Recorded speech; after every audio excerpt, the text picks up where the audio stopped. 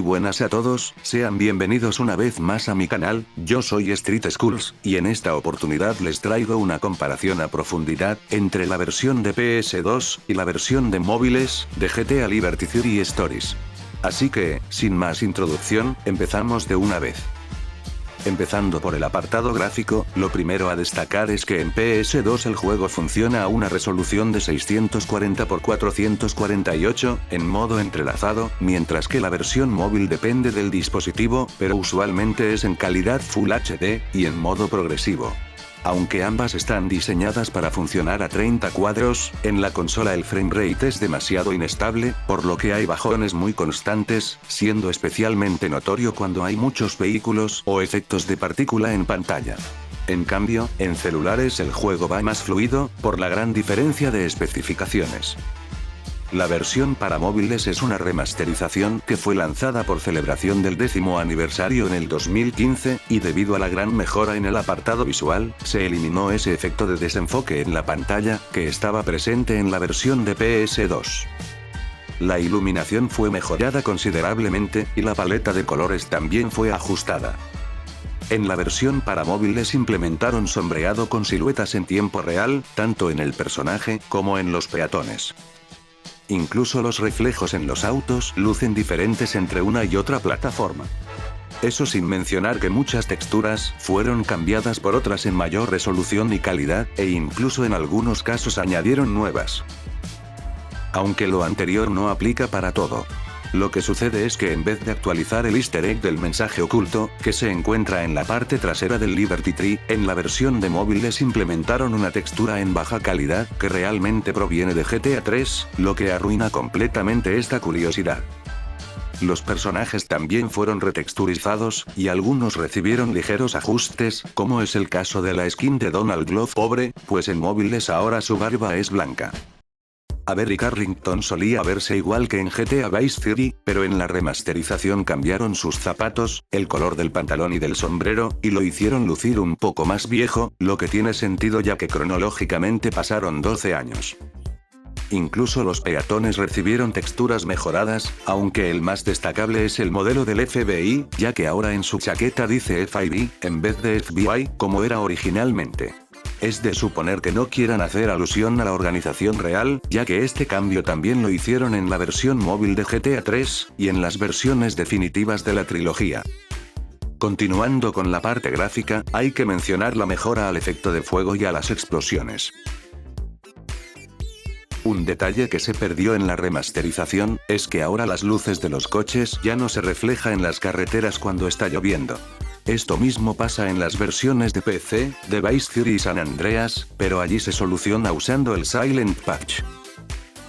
Curiosamente, en la versión de móviles, la textura que se utiliza al apuntar con la cámara, es la misma de Vice City y San Andreas, en vez de utilizar la que es propia de este juego.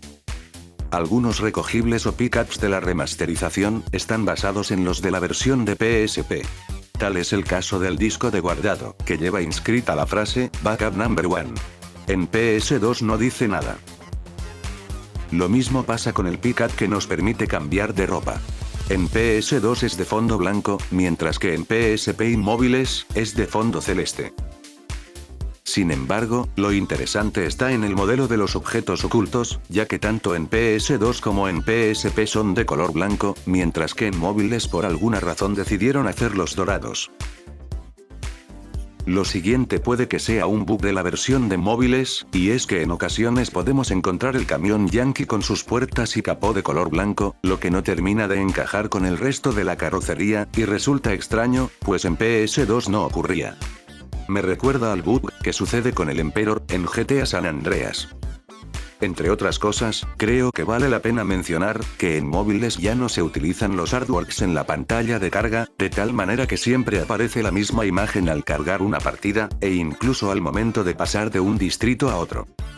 El menú fue rediseñado teniendo en cuenta las necesidades de cada plataforma, pero además de eso, rediseñaron el logo de la emisora, de Liberty Jam, y añadieron una emisora en la que puedes escuchar tu propia música, aunque esto también se podía hacer en la versión de PSP.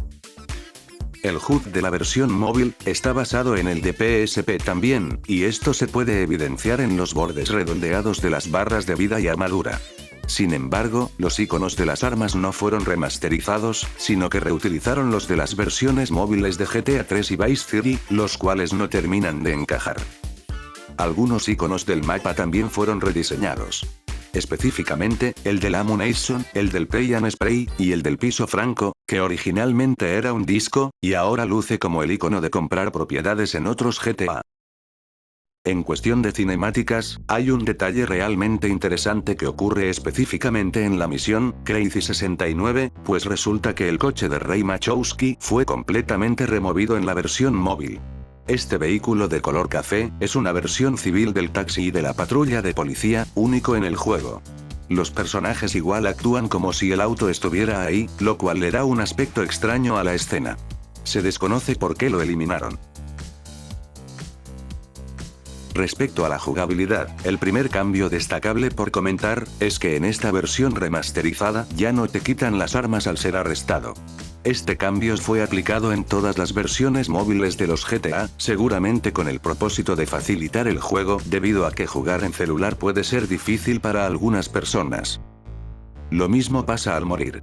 Podría decirse que en esta versión remasterizada prácticamente todo el tiempo tendremos disponibles nuestras armas.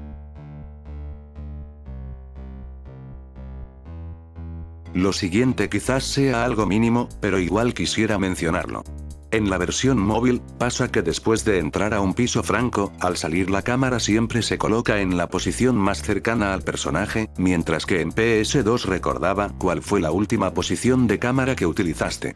Personalmente me gusta jugar con la vista más alejada, por lo que se vuelve algo incómodo.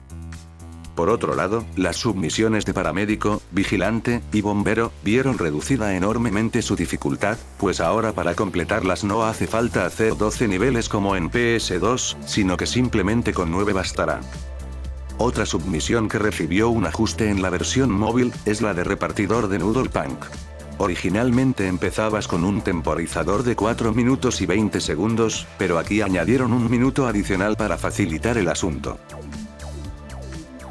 Las destrucciones también son más fáciles en la versión móvil, pues resulta que ahora el nivel de búsqueda desaparece por completo al iniciar una de estas, y se mantiene bloqueado en lo que dura la misión, lo que quiere decir que la policía no te molestará, y hasta podrás hacerles daño sin consecuencias.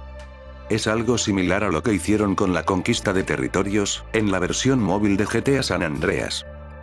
El desafío, Scrapyard Challenge, que inicia muy cerca de la trituradora en Portland, cuenta con 30 segundos más en la versión móvil, facilitando la misión una vez más, posiblemente por el tema de los controles otra vez. Y finalmente, en la submisión, RC Triad Takedown, hay que destacar que añadieron 5 segundos más al temporizador inicial, que pasó de 29 a 34 segundos en la versión móvil. Aunque pueda parecer poco, realmente es una ayuda considerable para una misión de este estilo donde cada segundo cuenta. Pues bueno gente, eso ha sido todo, espero que el video les haya gustado mucho, y si fue así, no olviden dejar su like, y compartirlo con más personas, ya que así me estarán ayudando muchísimo. Si son nuevos por aquí, recuerden suscribirse, y si ya lo hicieron, activen la campanita, para que no se pierdan de todo el contenido nuevo. No tengo más por decir, así que nos vemos en los próximos días con otro video.